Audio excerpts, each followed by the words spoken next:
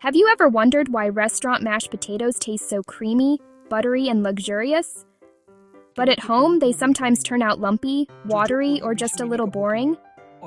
Today I'm showing you how to make gourmet-style mashed potatoes that are smooth, rich, fluffy, and full of flavor, using simple ingredients, but with a few chef-style tricks that make all the difference. And trust me, once you make mashed potatoes this way, plain mash will never be enough again. For this recipe, you'll need 1 kilo potatoes, preferably floury potatoes like russets or a good mashing potato, 100 gram butter, 1 2-cup cream or full cream milk, 2 to 3 cloves garlic, salt, white pepper or black pepper. Optional: Parmesan cheese, cream cheese, chives, or fresh herbs.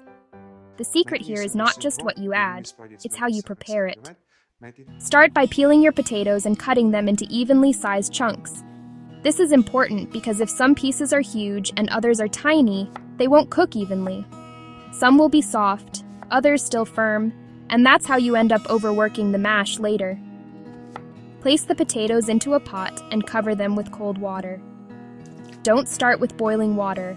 Starting with cold water helps the potatoes cook evenly from the inside out. Now add a generous pinch of salt to the water. Think of it like pasta water. This is your first chance to season the potatoes properly. Bring the pot to a boil, then reduce it slightly and let the potatoes simmer until they are fork tender. You'll know they're ready when a knife or fork slides through easily with no resistance. But don't overcook them until they're falling apart in the water, because potatoes can absorb too much water and your mash can become loose and watery.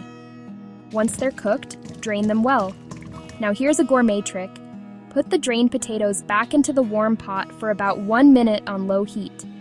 This helps steam off extra moisture, and that means your mashed potatoes will be richer and creamier instead of watery. While the potatoes are drying slightly, warm your cream or milk in a small saucepan. Add the garlic cloves to the cream and let it gently warm through. Do not boil it hard, just let the garlic infuse into the cream. This gives your mash a beautiful, subtle garlic flavor without biting into pieces of raw garlic. Once it's warm, remove the garlic cloves or mash them in if you want a stronger garlic flavor. Now it's time to mash. For the smoothest gourmet texture, use a potato ricer if you have one. If not, a normal potato masher works perfectly. Just don't use a blender or food processor. That is very important.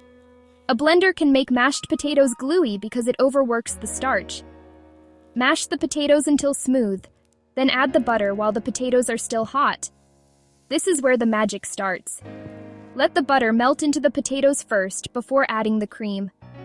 This helps create that silky, rich texture. Now slowly add the warm cream or milk, a little at a time. Don't pour everything in at once. Add, mix, check the texture, and then add more if needed. You want the mash to be creamy and soft, but still thick enough to hold its shape. Season with salt and pepper to taste.